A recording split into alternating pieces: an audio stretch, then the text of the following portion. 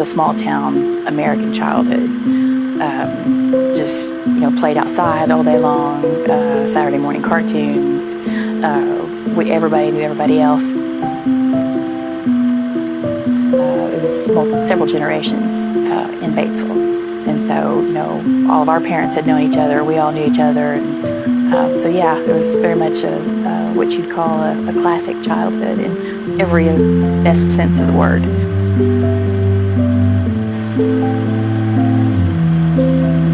She was an athlete and she was a very good student. Yeah, she was actually on the state championship 400 relay.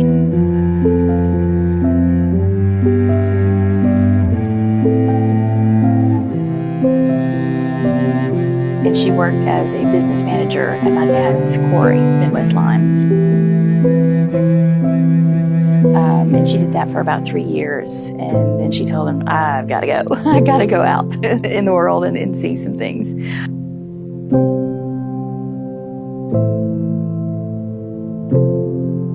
And she loved it. She was constantly calling us from her different layovers and telling us what she'd seen.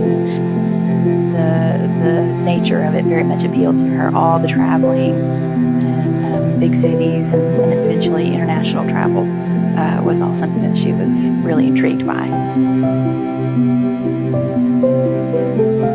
My concern was for her safety, being a female by herself in cities. It's just so strange that it just wasn't even... I was more concerned about mechanical issues with planes. That was my fear. Never in a million years did I think a hijacking was possible.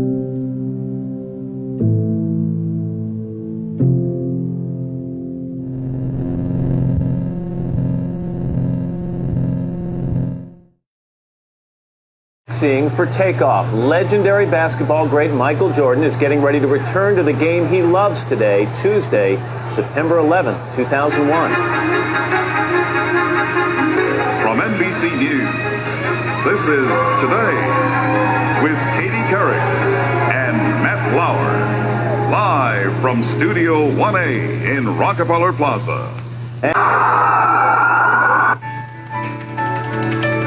As Matt just mentioned, we have a breaking news story to tell you about. Apparently, a plane has just crashed into the World Trade Center here in New York City. It happened just a few moments ago, apparently. We have very little information available at this point in time, but on the phone, we do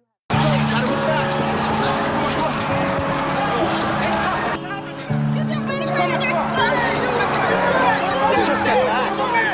Get back.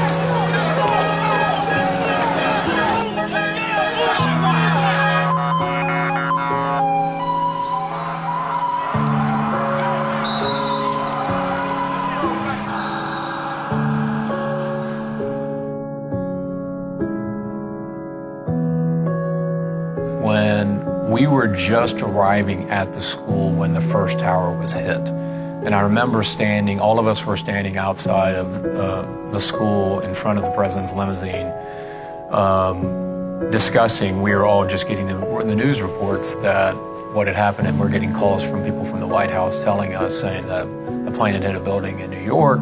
Go into the room, go into the school, and he was, as part of what's a typical event for a president at a school to do a reading in front of the kids. We were touting the president's new legislation around No Child Left Behind. And it was while he was in there reading that the second plane had hit. We clearly understood at that point that the country was under attack.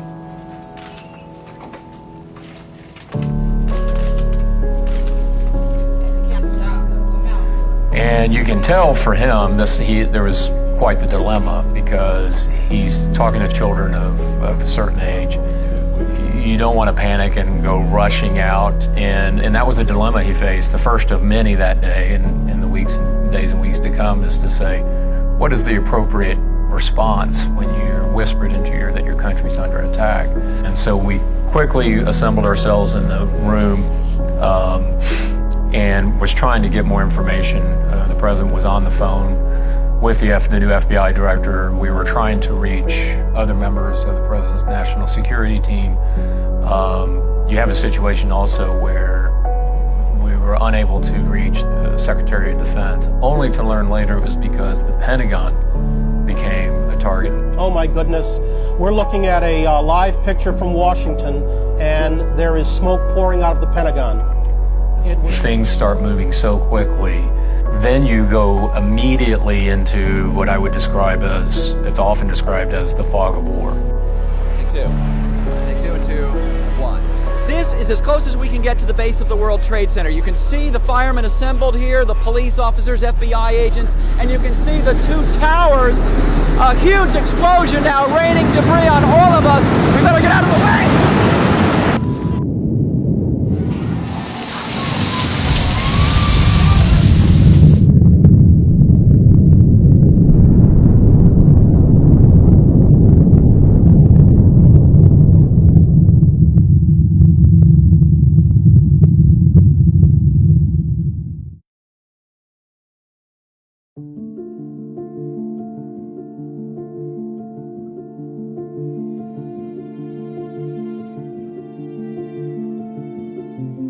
Teachers had taken my students into their classrooms, and so I was waiting alone.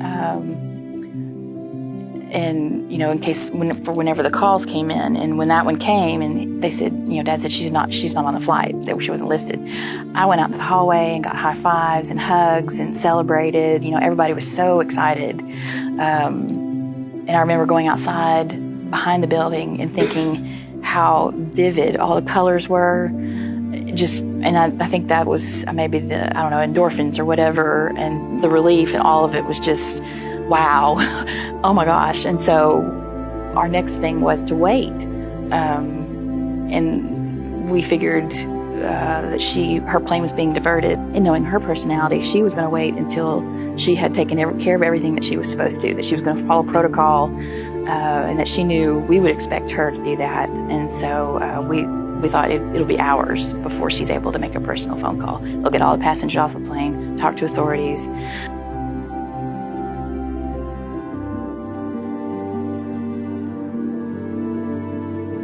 Yeah, when you do the math and you start narrowing it down, I think there were 6,000 planes in the air, and it's all the elements that had to come together, for it to be those four. And I think, how is that? I don't believe in odds anymore because it was against all odds that would be her involved. But that morning, I remember the parameters got narrower and narrower. It became a commercial plane. It became an American flight. Then it was an American flight to Los Angeles. And I was like, there are too many coincidences here, and it's not looking good. It was about 12:30, I think, and I answered, and all he had to say was, is somebody there with you? And that's that's all I had to know. And that's when I collapsed on the floor. The hard part is, we thought we were in the clear. Reservations. Is this one of the flight attendants, or who are you, honey? She gave her name as Betty on. Betty, I'm number 3. I'm number 3 on this flight. And you're the number 3 on the flight? Yes. And this is flight 11? From where to where? 11. Have you guys called anyone else? No. Somebody's calling medical, and we can't get a stop.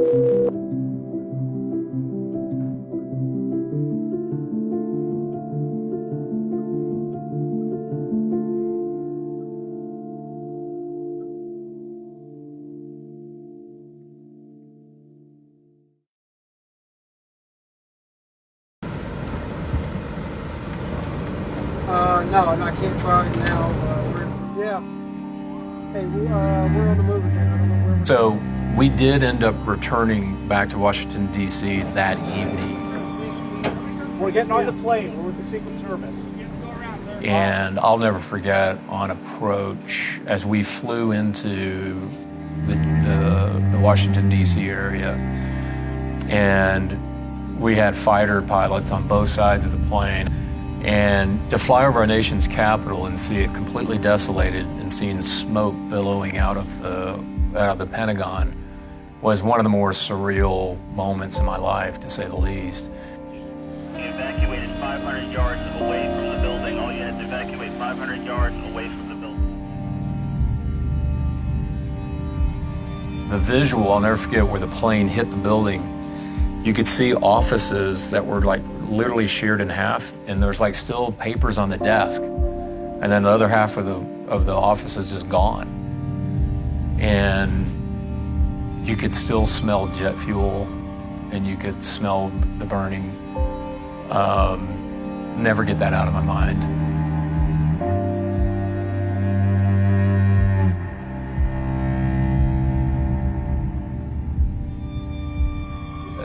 It was hard not to be scared. I mean, you really didn't know what was next, and we didn't know how sophisticated this was going to be and whether there were those lying in wait for the president to return. But we ultimately get to the White House, and that's where we prepared for, and then he ultimately delivered remarks from the Oval Office that evening around 10 o'clock or so that night, or 9 o'clock that night. Today, our fellow citizens, our way of life, our very freedom came under attack in a series of deliberate and deadly terrorist acts. The victims were in airplanes or in their offices. Secretaries, businessmen and women, military and federal workers, moms and dads, friends and neighbors.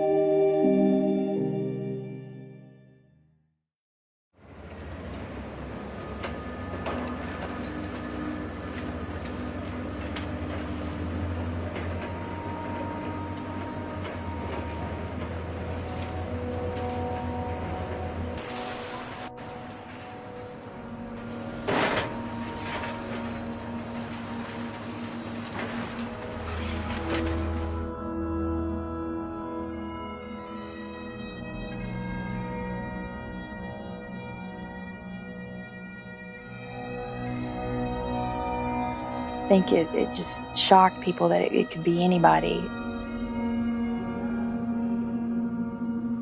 Because she was your quintessential small town girl, drawn into this international, situation. The community of Batesville, Arkansas may be small in population, but today they are enormous in heart and in remembrance of the life Sara Low lived. For 6 years now, the Batesville community has held a 5K run to remember Sara, and a memorial now stands in her honor at the junior high school. Today my thoughts and prayers are with Sara's parents, Mike and Bobby Low, and all those in Batesville who are blessed to know her. May God bless the memory of Sara Low and all those who lost their lives on September 11th, 2001. The attack was an attack on our very way of life. Unfortunately, vividly, puts on full display the darkness that happens in society. But what was the most revealing and nourishing part about that being involved was it also got to see so much of the light of our society. People who had no reason to put themselves in harm's way either on that day in New York City or the weeks and months after, to fight for something, a bigger idea than just themselves, is something that I hope no generation forgets. And many of the emergency workers basically just happy to be alive.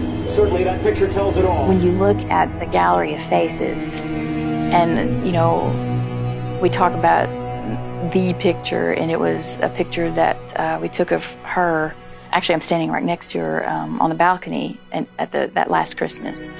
And what had been just a personal photograph was broadcast around the world, and it became very public. And, it was a family get-together. And so that's what you're seeing when you look at the gallery of faces at the museum. Those are all photographs that these families had to pick from, had to pick. And their picnics and birthdays and weddings and vacations.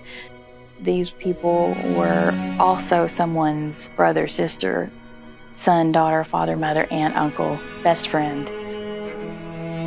it was not just an attack in New York and Washington, but on the entire country. But probably just the human aspect of it is the most important, not the religion, not politics.